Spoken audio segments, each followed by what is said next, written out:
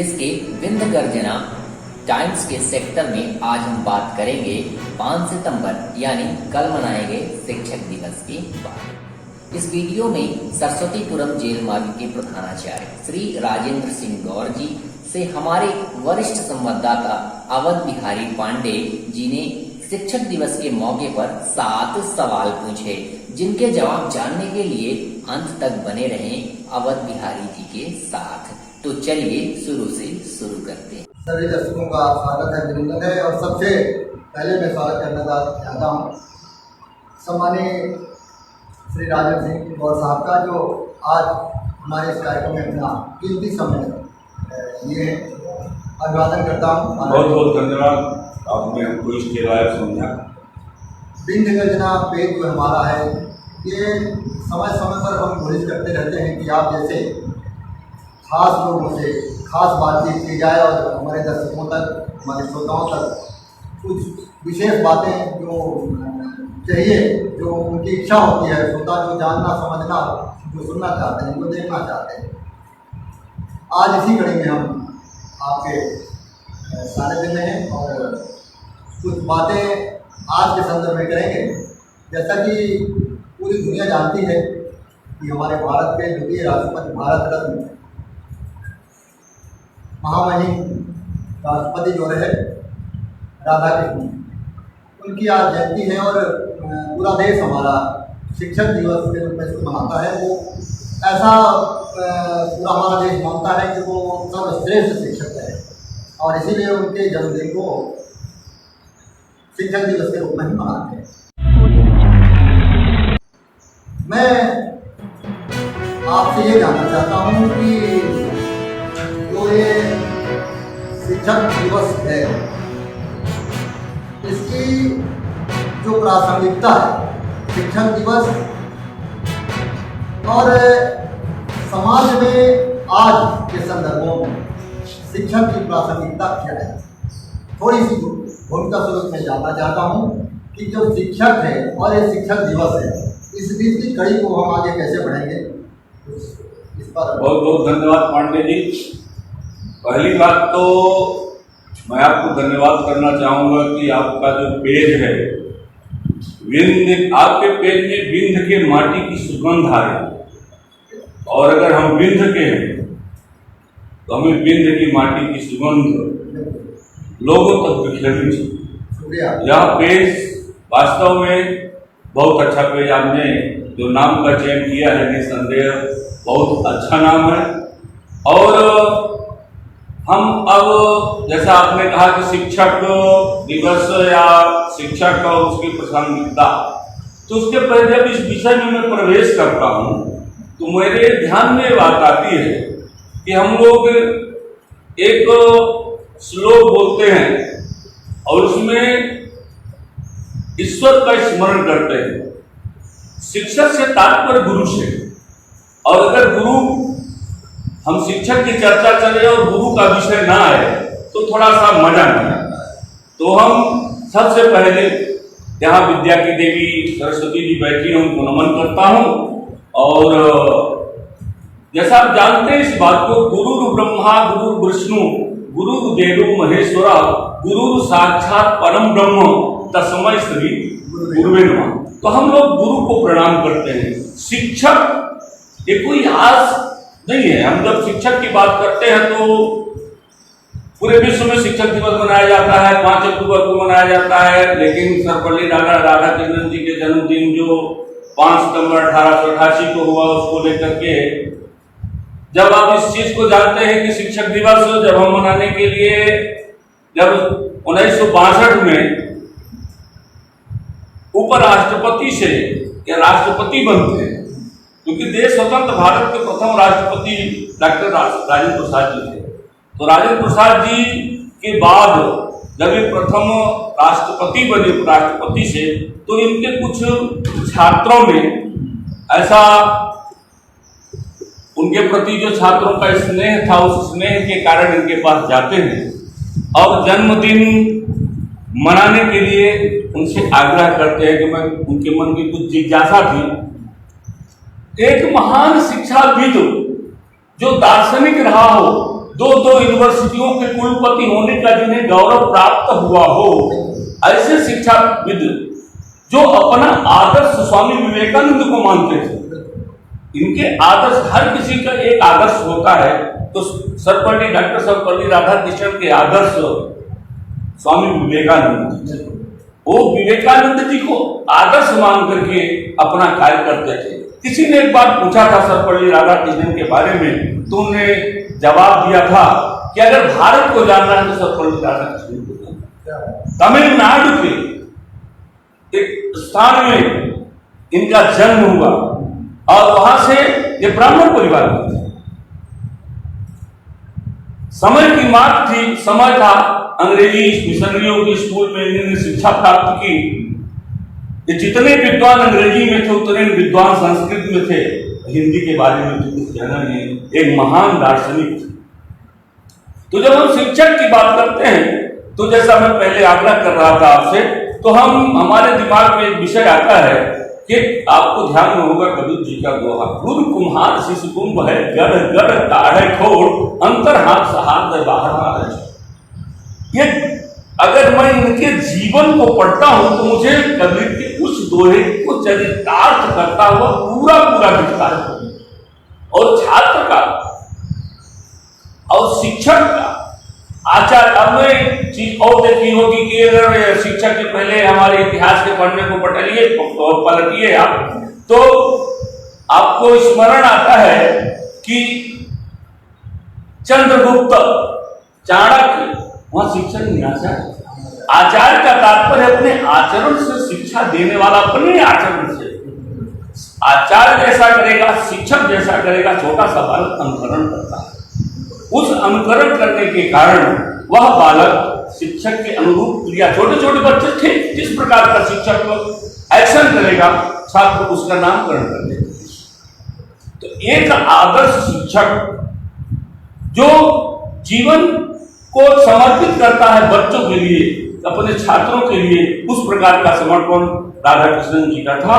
और छात्र जीवन से इनसे जुड़ते थे और छात्रों की समस्याओं का सम्मानजनक समाधान करना इनके लिए बहुत सरल और सहज। इसी से जुड़ी हुई बात करके आती है कि जो गुरु है, जिसे हम गुरु, शिक्षक और गुरु हम कह सकते हैं पर्याय। तो गुरु पूर्णिमा के दिन विशेष तौर से हमारा देश जो है तो उनकी वंदना करता है और बहुत सारे कार्यक्रम सामाजिक तौर पर बातचीत स्तर पर भी होते हैं। लेकिन ये खास दिन फिर से बन जाता है आज के दिन, जब हम अपने गुरु को, चाहे छात्र और शिक्षक की बात हो या अपने गुरु की बात हो, बात निकल के साझे में आती है। तो ये बात आती है कि जो गुरु हमारा होता है, तो आज की परिस्थितियाँ जब हम देखते हैं तो थोड़ी सी भिन्न से लगने लगी। हम जो इतिहास पढ़ते हैं, हम किताबों में पढ़ते हैं, जो वेदों में और शास्त्रों में जो बात निकल के आती है, मन श्रद्धा से भर जाता है, छात्र के प्रति, शिष्य के प्रति भी और गुरु के प्रति भी। और समय के चलते चलते इन दोनों के संबंधों में भी हमको लगता है समय के हिसाब से कुछ बदलाव नजर आने लगा है उन भावों में। तो आज के संदर्भ में थोड़ी सी बात ये जानना बहुत जरूरी है कि हमारे गुरु का कर्तव्य क्या होता है। गुरु की बात जान लें, फिर उसके बाद हम शिष्य के बारे में कुछ बात जानना चाहेंगे। देखिए, जैसा कि हमने पहले गुरु कुमार की बात कही थी, गुरु को अपन लेते हैं तो तमसो मां ज्योतिर्गमय, बिल्कुल अंधकार से प्रकाश की ओर गुरु। कहने का तात्पर्य है कि छात्र के अंदर जो विकार है, उस विकार को हम दूर करते हैं, यह शिक्षक का दायित्व बनता है। और शिक्षक समाज को केंद्र मानते हुए, शिक्षा बाल केंद्रित, बालक क्या चाहता, हम बच्चे के ऊपर थोपे नहीं, शिक्षा हमारी बाल केंद्रित होती है। बालक क्या चाहता है उसके अनुसार शिक्षक उसको वो देता है। भूख उसको लगी है कुछ खाने के लिए और आप दोगे दूसरा, उसको रुचि नहीं पैदा होगी। इसलिए शिक्षक का काम है विषय वस्तु पर रुचि पैदा कर देना, शिक्षक के मनोभाव को समझते हुए उसमें रुचि जागृत कर देना। अगर बच्चे में रुचि जागृत हो जाएगी तो हंसते खेलते हुए वह शिक्षा को प्राप्त करेगा और मुझे लगता है कि समाज भी ये चाहेगा। सही बात। ये बात तो हो गई शिक्षकों की कि हमारा शिक्षक कैसा होना चाहिए, आदर्श शिक्षक कौन है। तो आदर्श शिक्षक की आपने खास जो बात है खास उन्हें वो बताया। अब एक बात और निकल के आती है, सीधी से जुड़ी हुई बात है कि जब शिक्षक में ये आदत होते हैं तो फिर शिक्षक भी कुछ कर्तव्य और शिष्य के भी कुछ गुण होते होंगे। शिष्य के गुणों का विकास करना शिक्षक का काम। देखिए, कोई भी बालक जब जन्म लेता है तो एक मिट्टी का टुकड़ा होता है, ऐसा कहते हैं लोग। उसको ढालने और अच्छा स्वरूप देने का काम शिक्षक।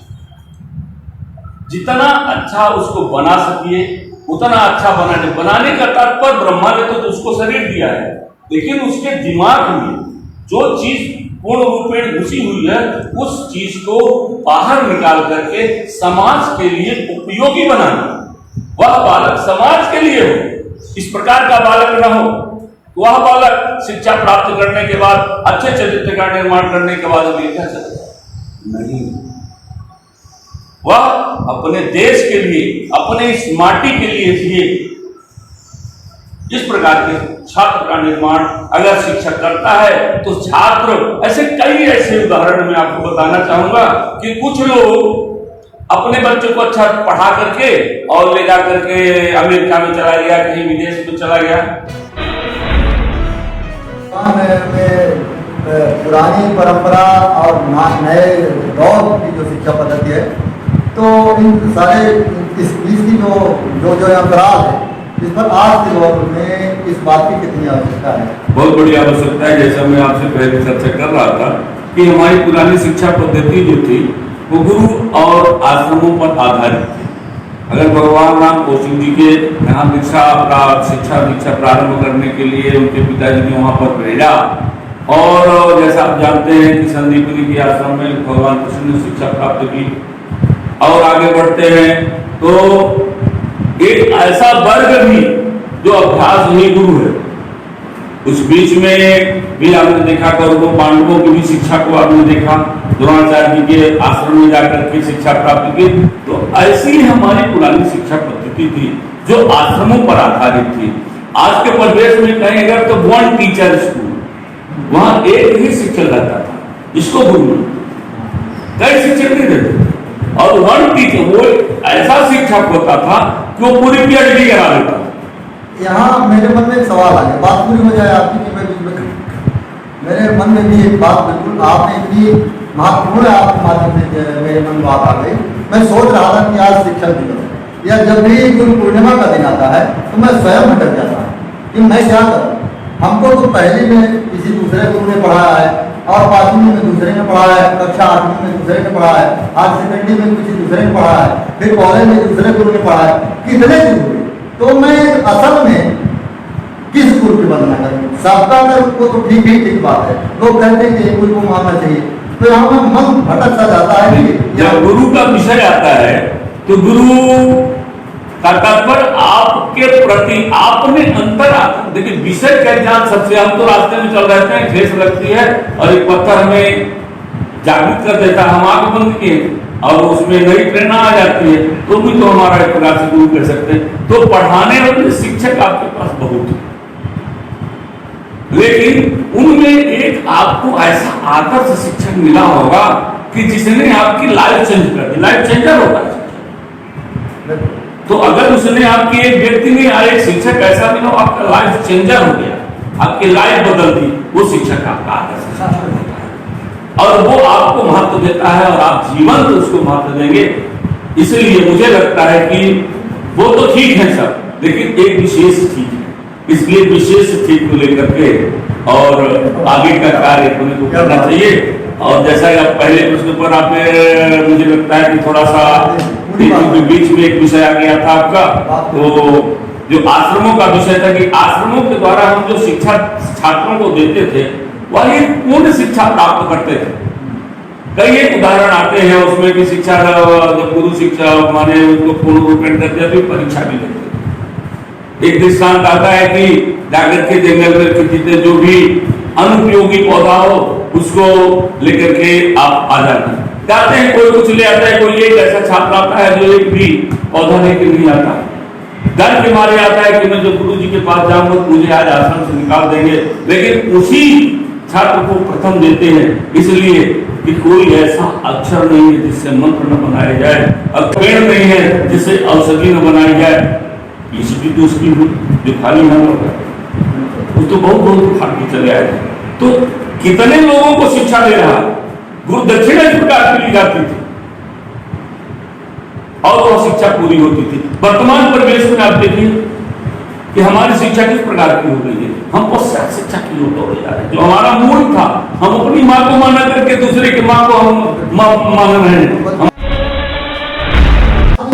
की जो शिक्षा पद्धति है, हम आप कहाँ की बात करते हैं, सुनने वाले जो हमारे श्रोता दर्शक हैं उनको भी लगता होगा कि जो खासतौर से नई पीढ़ी है वो, यदि आप सोशल मीडिया के दौर में तो किताबें का पढ़ रहे हैं, जो लोग शास्त्र वेद और पुरानी किताबों जो रखी किताबें हैं उनमें जो पठन पाठन करें तो पता लगता है कि हमारे गुरु, हमारे वो शिष्य कितना महत्वपूर्ण बातें, कितनी खूबसूरत शिक्षा थी, कितना मैंने व्यवहारिक थी जीवन के लिए, कितना उसका मतलब था जीवन में। और आज के दौर की कहाँ चली जा रही शिक्षा पद्धति और कहाँ हम चले जा रहे हैं। नहीं, ये विसंगतियां हुई ना। जब ये देश स्वतंत्र नहीं हुआ, अंग्रेज इस देश में आए। देखिए इस देश में मुगलों ने राज्य किया, उनका शिक्षा से कोई विशेष अंतर नहीं था, वो धर्मांतरण पड़ता है। लेकिन जब अंग्रेज इस देश में आए तो उन्हें पहला, आपको ध्यान में होना चाहिए कि 1835 में एक ब्रिटिश शिक्षा शास्त्री था Lord Macaulay. Lord Macaulay British संसद में 1835 में भाषण दिया था कि भारत में रहने के बाद हमने ये देखा कि यहाँ जो भी ऐसा कार्य होड़ आए, यमन आए, जितने भी आए, इतिहास के प्रमुख शिक्षा शास्त्री था वो सब यहाँ आकर के और यहाँ की शिक्षा पद्धति को आत्मसात कर लिए। भूल जाते थे कि वह काय के लिए आया, वो यहीं के हो जाते थे। इस चीज को इसने अध्ययन किया, देखा कि यहाँ तो पेड़ के नीचे, वन टीचर स्कूल जैसा मैं बोल रहा था कि पेड़ के नीचे संदीपनी का आश्रम था, साथ जंगलों में लिखा हो। तो वन ये शिक्षक संदीपनी अकेले थे कि कितने शिक्षक थे? अकेले थे। इस प्रकार से जो हमारे गुरु थे वो अकेले इतनी बड़ी शिक्षा देते थे। और जब ये अंग्रेज आए, मॉन्टेसरी स्कूल का विषय चर्चा हो रही थी। मॉन्टेसरी में क्या है? Live in relation. अरे विद्यार्थी पढ़ रहा है भैया, उसको पढ़ाओ। अपने लिए उन्होंने खोला था, उनका कल्चर था, लेकिन हम उन्हीं में चले गए और अंग्रेजी शिक्षा पद्धति में अपने बच्चों को धोखे दे रहे हैं। आजकल कॉन्वेंट की बात आता है। कॉन्वेंट वही है। कॉन्वेंट किस आधार? मॉन्टेसरी के शिक्षा सिद्धांतों पर कॉन्वेंट काम करता है। कॉन्वेंट क्या है? आपके कच्चा बारहवीं की बच्ची हमारी 18 साल की बच्चियां है और घुटना के ऊपर स्कर्ट पहनी। हमारी यह सभ्यता क्या थी? हमारी बहन बेटियां इस प्रकार से थी। उनके हम कई जगह देखते हैं, चरणों में एक विषय आता है कि भगवान को हम क्यों दूध चढ़ाते हैं। अरे भगवान को दूध चढ़ाते हमारी एक श्रद्धा है। उनको पढ़ाया जाता है, उनके दिमाग को मोटिवेट कर दिया जाता है। शिक्षा में संस्कार नहीं रह गया है तो हम दूसरे की माँ को अपनी माँ कब तक कहते हैं। और यहाँ यही हो रहा है, माँ बाप वो खाए और काटा हलो करते हैं। और हमारा सिद्धांत क्या था? रामायण की चौपाई आप अच्छी तरह जानते हैं कि प्रातः काल उठ के रहना था। हमारा गुरु गृह पढ़न गए रघुराई ये हमारा इतिहास है, वो आजीवन। और हमारी शिक्षा नीति पर मैं थोड़ा सा निवेदन करना चाहूंगा आपसे। तो जो हमारी नई शिक्षा नीति अभी आई है तो साहब पहले भारत में शिक्षा में भारत, जब शिक्षा में भारत होगा तो बालक का मानसिक, शारीरिक, आध्यात्मिक, चारित्रिक ये सब प्रकार के विकास होंगे। और इस विकास को हम सर्वांगीण विकास बोलते हैं। जब बच्चे का सर्वांगीण विकास हो जाएगा वह इस धरती का बालक होगा, वो विदेश की धरती में नहीं जाएगा। इस जो भी करना होगा वो यही पर करेगा। मुझे लगता है कि हमारे देश के माननीय प्रधानमंत्री जी ने नई शिक्षा नीति को जो हमारे बीच में उतारा है और समाज में अगर यह विषय जाता है तो आज बालक 5 धन 3 धन 3 धन 4 की शिक्षा प्राप्त करके और कक्षा 6 से वो अपने हुनर भी सीखेगा और बेरोजगार स्किल डेवलपमेंट आज की शिक्षा नीति करती है। तो मुझे लगता है कि आज जो शिक्षा नीति है, हमारी नई शिक्षा नीति है, यह समाज के लोगों को स्वीकार तो करना ही है, लेकिन मन से स्वीकार करे और उस पश्चात शिक्षा में न चले जाए जो दूसरे के द्वारा परोसी जा रही है और हमारे युवा पूरे रोड में भटक रहे हैं। बिल्कुल सही सवाल, इतना अच्छा सवाल नहीं था जितना अच्छा आपका है जवाब और जो विस्तार से आपने जो बताने के लिए प्रयास किया है, बहुत सराहनीय है। और जो बीच में बात और आती है कि जब हम शिक्षा और गुरु की बात करते हैं, शिक्षक दिवस है तो लाजमी है कि बात आएगी ही आएगी। तो कई बार चर्चा होती है समाज में, जो हम बात उठती है इस तरह की चर्चा विद्यालयों की या गुरु की या फिर शिक्षा के छात्र की, तो ऐसा लगता है कि जैसे वो श्रद्धा भाव नहीं था ना, गुरु का उस शिष्य से बहुत लेना देना है और न ही शिष्य को उस शिद्दत के साथ, उस भाव के साथ वो उसके चरणों में या उनकी बातों को बिल्कुल आपका जो कहना है बिल्कुल सही है। कारण ये है ना कि शिक्षा को कहीं न कहीं जो पश्चात सभ्यता अनुकरण तो लोग करता है ना, अब अर्थ से जोड़ दिया। गुरुकुल में आश्रम में पढ़ने वाले बच्चे फीस नहीं देते थे, उनको जीविकोपार्जन के लिए वो छात्र भीख मांगते थे, वो अपना महल शिक्षक नहीं बन पाता था। अभी एक खंडपीठ का डिसीजन आया कि कैसा शिक्षक होना चाहिए। तो अगर शिक्षक को अर्थ से आप जोड़ोगे तो उधर वेतन बढ़ाते हैं, उधर उसकी पूर्ति नहीं होती, पैसे के लिए बच्चे को स्कूल के अतिरिक्त भी और जगह वो पढ़ाने का प्रयास करता है, वहां पर बालक की श्रद्धा गुरु के प्रति नहीं रहती। प्रकार की शिक्षा होनी चाहिए ठीक, लेकिन कालांतर में जब शिक्षा शास्त्रियों ने, जैसा मैं लॉर्ड मैकाले की बात कर रहा था, उसने कहा कि भाई भारत के लोग मिट्टी से जुड़े हुए हैं, ये भारत माता की जय बोलते हैं। जब तक ये मिट्टी से इनके संबंध और संपर्क को नहीं अलग किया जाएगा तब तक हम लोग कुछ नहीं कर सकते। कुछ ने क्या किया, वो शिक्षा नीति को ही बदल दिया। साहब स्वतंत्र भारत की बात वैसी की शिक्षा नीति चल रही थी और जब उसी की जो आपका पाठ्यक्रम होगा वही ना पढ़ाओ।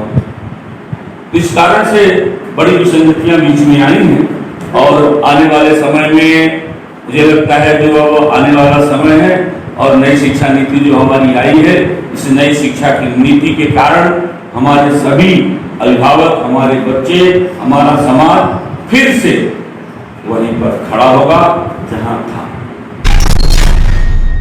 शिक्षा व्यवस्था है, हम बचपन में सुना करते थे, जब हम प्राथमिक कक्षाओं में थे तो हमारे बड़े भाई लोग और जो पिताजी लोग हैं वो सब बताया करते थे, चर्चा किया करते थे कि बहुत सारा अंग्रेजी के विरुद्ध हमारे तमाम यहाँ आंदोलन धरने होते थे कि अंग्रेजी हटाई जाए, अंग्रेजी की पढ़ाई नहीं होनी चाहिए। पहले शुरू में शायद 1930 के दौर ऐसा कुछ आया कि हिंदी का भी बढ़ावा नहीं था, लेकिन अभी जो देखने में आता है कॉन्वेंटों जाने कौन कौन से विद्यालय अंग्रेजी के खुले हुए, जहाँ एकदम भीड़ में लोग वही जाना चाहते हैं।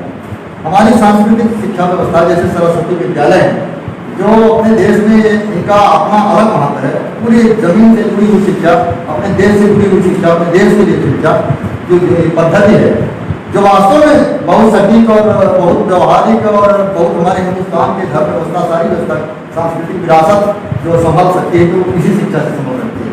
लेकिन ऐसा नहीं, मैं देखने में आ रहा है कि दुनिया में अभिभावक अपने बच्चों को भेज रहे हैं अंग्रेजी शिक्षा। इसके पीछे कभी एक काम होगा नहीं। देखिए, जब समस्या पैदा होती है तभी उसका समाधान हो जाता है। समस्या ये थी, जो आपकी व्यथा है, एक प्रकार से मैं कह सकता हूँ, जो आपका प्रश्न है, इस प्रश्न में एक व्यथा भी जुड़ी हुई रहता है। तो इस व्यथा को समाज के लोगों ने देखा और समाज के लोगों को देखने के बाद सरकार इस बात को उसके समझ में आया।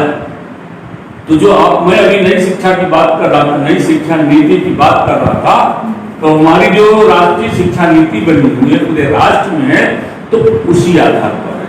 किस आधार पर है कि हमारी शिक्षा प्राइमरी एजुकेशन मातृभाषा में होगा, चाहे वो कॉन्वेंट में पढ़े चाहे जिस स्कूल में पढ़े, वो पूरी शिक्षा उसको जिस मातृभाषा और स्थानीय भाषा में, मातृभाषा और स्थानीय भाषा से ही बालक का विकास होता है।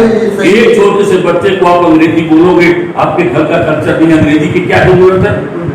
अगर उसको पानी भी से काम चल रहा है तो वाटर कहने की क्या आवश्यकता है?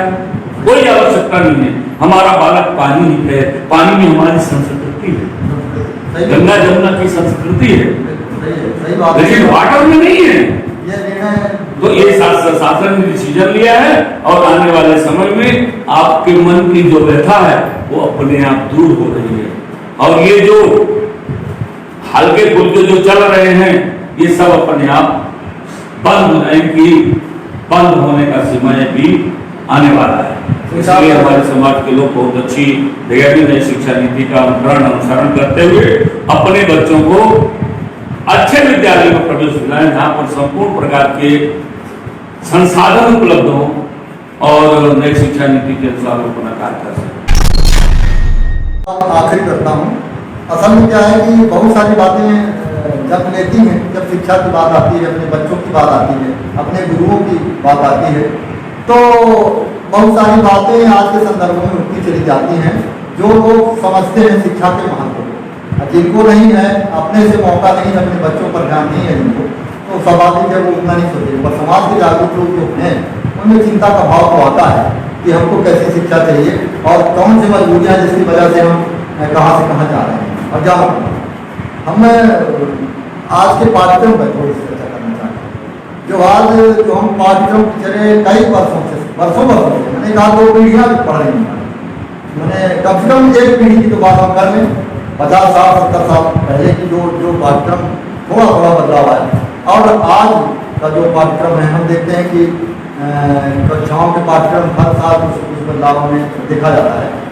तो क्या आपका ये मानना है कि जो इतिहास पढ़ाया गया है, जो चीज़ें आई उनमें क्या कुछ सरकारी तौर पर या प्रशासनिक तौर पर जो भी हमारी व्यवस्था देश के लिए या उसके घर पर कुछ पाठ्यक्रम में गलत भी हम पढ़े हैं क्या?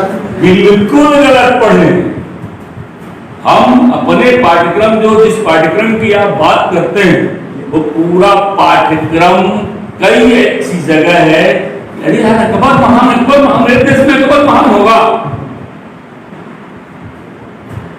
ये भारत भूमि है, यहाँ पर आक्रांता आया और हमारे बच्चे पढ़ रहे हैं अकबर महान होगा। कि शिवाजी महान हो, कब महान होगा बताइए? महान हो शिवाजी महान हो। हम राणा प्रताप का इतिहास नहीं पढ़ाते, हम छत्रसाल का इतिहास नहीं पढ़ाते, हम भगत सिंह का इतिहास नहीं पढ़ाते, हम चंद्रशेखर का इतिहास नहीं पढ़ाते, हम लाल बाल पाल का इतिहास नहीं पढ़ाते, हम इनका इतिहास नहीं पढ़ाते। हम किसका इतिहास पढ़ा रहे हैं? इतिहास। जिनकी जरूरत मुझे है, हमारे बच्चों की जिनकी जरूरत है, हम रामचंद्र भगवान राम का इतिहास नहीं पढ़ाते, हम कृष्ण का इतिहास नहीं पढ़ाते, हम चंद्रगुप्त का इतिहास नहीं पढ़ाते, हम चाणक्य का इतिहास नहीं पढ़ाते। हम किसका इतिहास पढ़ा रहे हैं? इस स्वतंत्र भारत के बाद भी हम कहां पर शिक्षा के दृष्टि से स्वतंत्र न होने के कारण हमारी युवा पीढ़ी एकदम भटकी जा रही है। साहब, हमारी नई शिक्षा नीति देश के प्रधानमंत्री जी ने दिया है, आपकी इन समस्त समस्याओं का समाधान उसमें है। नया पाठ्यक्रम, नई शिक्षा नीति, 5 खंडों, 5वीं जो आपका 7-8 साल तक का बच्चा 5वीं तक 5 साल पढ़ेगा, फिर 3 यानी 5वीं तक, फिर 6 से 8 3 और 9 से 12 पहले आपकी हमारी जो शिक्षा तो पुराने समय में हम लोग 11वीं पास करते थे, फिर 10+2 आया, आज की 5+3+3 +4 हो गया है।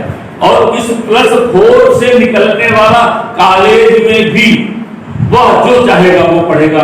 पहले एक पैनल था कि अगर आप साइंस पढ़ना चाहते हैं तो आपको मैथ लेना होगा, बायोलॉजी लेना पड़ेगा, और था कि हम मैं अर्थशास्त्र भी पढ़ूं, लेकिन हम अर्थशास्त्र नहीं पढ़ पाते थे। नई शिक्षा नीति कहती है कि आपको अर्थशास्त्र पढ़ना है तो आप अर्थशास्त्र मैथ भी पढ़ो और अर्थशास्त्र भी आप पढ़ो। कोई पूर्ण नहीं है, बालक जो चाहता है वो उसे परोसा जाएगा। मान लीजिए एक बालक ये चाहता है कि मैं अंगूठी बनाऊं, इसको बनाने में कुछ ज्यादा पैसा मिलता, उसके दिमाग में आ गया बनाए ना साहब। कक्षा जो है वो पुस्तक आधारित नहीं होगी, कक्षा एक प्रयोगशाला होगी और बच्चा एक प्रयोग करेगा। और प्रयोग आधारित शिक्षा, अगर किसी को साइकिल चलाने का आप सिद्धांत दीजिए, मोटरसाइकिल चलाने का सिद्धांत दीजिए, तो सिद्धांत पढ़ेगा वो, रटता है और भूल जाता है। लेकिन उसको साइकिल चला कर सिखवा दीजिए तो साइकिल में आप चलाना वो जब सीख जाता है तो फिर उसके प्रश्न जो उसके दिमाग में फीड हो जाता है कि साइकिल में पाइपिंग होता है, चक्का होता है, ट्यूब लगता है, टायर रहता है, ये तो सब देख रहा है। आप साइकिल की व्याख्या बता दीजिए, वो करेगा। जब वो देखेगी तो क्या करेगा? पहले की शिक्षा नीति रट्टू थी और आज के प्रयोग आधारित शिक्षा। इसीलिए नई शिक्षा नीति आपकी उन समस्त समस्याओं का समाधान करने वाली है जिसके कारण हमारी युवा पीढ़ी बेरोजगार, इसके डेवलपमेंट नहीं हो रहा था और आज वो कितने बच्चों को है। अगर स्कूल में ये चीजें याद किया गई हैं तो हमारा बच्चा तो यहीं से सीख लेगा ना, इसके लिए तो उसका डेवलपमेंट हो गया, वो काम अपना करेगा। रोजगार मूलक शिक्षा हमारी नई शिक्षा नीति। आपने इतने विस्तार से आज जो बातें रखी, वाकई जो चर्चा है वो सकारात्मक चली। ये हमारा देश आज़ादी का महोत्सव मना रहा है और इस वर्ष आज का ये जो पर्व रहा, ये शिक्षा पर्व, जो हमारे पूर्व राष्ट्रपति राधाकृष्णन की जयंती अवसर पर ये जो शिक्षक दिवस और इस पर जो अमृत महोत्सव के क्रम में जो हम कार्यक्रम करते चले जा रहे हैं, आज आपने इतना कीमती समय देकर इतनी महत्वपूर्ण जानकारी हम सबके साथ साझा किया। और जो शिक्षा है कैसी होनी चाहिए, हमारे गुरु कैसे रहे हैं, कैसे शिक्षा छात्र होते रहे, कैसे शिष्य होते रहे हैं, आज के संदर्भों में क्या आवश्यकता है। मैं आखिर में तुम सब यही जानना चाहता हूँ कि आवश्यकता किस बात की है, कैसी शिक्षा हो और इस को हम कैसा स्वरूप दे सकते हैं आने वाले समय। शिक्षा रोजगार मूलक हो, जिसमें शारीरिक, प्राणिक, मानसिक, बौद्धिक और आध्यात्मिक दृष्टि से बच्चे का विकास हो, इस प्रकार की शिक्षा की आवश्यकता आज समाज में है और नई शिक्षा नीति में आपको सब मिलने वाला है। आप समाज के वरिष्ठ मित्रों से और इस महोत्सव की जो बात कर रहे हैं, इस महोत्सव की इस पंक्ति को भी सम्मिलित करें और सब बड़े आनंद के साथ एंजॉय करें। हमारे आने वाला हमारा भविष्य है बच्चों का बहुत सुनहरा और सुंदर है। लोग फिर से यहीं पर आएंगे, फिर से यही संदीपनी का आश्रम होगा, फिर यहीं पर कौशिक का आश्रम होगा और विदेश के लोग यहीं आकर के शिक्षा प्राप्त करेंगे। आज देखिए अंग्रेजों को हरे रामा हरे कृष्णा करते हुए और गंगा के घाटों में गा रहे हैं, ये सब आएंगे यहीं। हमारे बच्चों को विदेश से जाना पड़ेगा और निश्चित है बहुत अच्छी शिक्षा नीति हमारे देश के प्रधानमंत्री जी ला रहे हैं और वो आ ही चुकी है, जो कि अभी 22 लाख होने वाली है। आप इसके लायक मुझे आपने चुना और मुझे भी आपके साथ चर्चा करने में बड़ा आनंद आया और इस प्रकार से अपने चैनल के माध्यम से जब आपको लगेगा मैं आपको समय देने का प्रयास करूंगा। बहुत बहुत धन्यवाद। आप आदरणीय श्री राजन सिंह गौर साहब, जो सरस्वती विद्यालय में एक महत्वपूर्ण शिक्षाविद हैं और बहुत बड़े दायित्व पर हैं, प्रधानाचार्य के दायित्व का निर्वहन करते हुए और शिक्षा जगत में शिक्षा की रोशनी दूर दूर तक आपके माध्यम से आपके अनुभवों के आधार पर और आपके अनुभवों को हमने बांटा, शेयर किया और निश्चित रूप से हमारे दर्शक आपके अनुभवों का, आपकी बातों का लाभ लेंगे, ऐसा मैं मानता हूँ। आपका रहने का आपने समय दिया, इतना कीमती अमूल्य समय देकर के इतनी कीमती बातें हमारे साथ साझा करें, आपको बहुत बहुत धन्यवाद। बहुत बहुत धन्यवाद। अगर वीडियो अच्छा लगा हो तो लाइक शेयर व कमेंट करें, साथ ही चैनल को सब्सक्राइब करना बिल्कुल भी ना भूलें। इसके अलावा यदि वीडियो YouTube पे देख रहे हैं तो वीडियो शेयर करें। इसके अलावा फेसबुक पेज पे हैं तो विंध्य गर्जना पेज को लाइक करना बिल्कुल भी ना भूलें। धन्यवाद।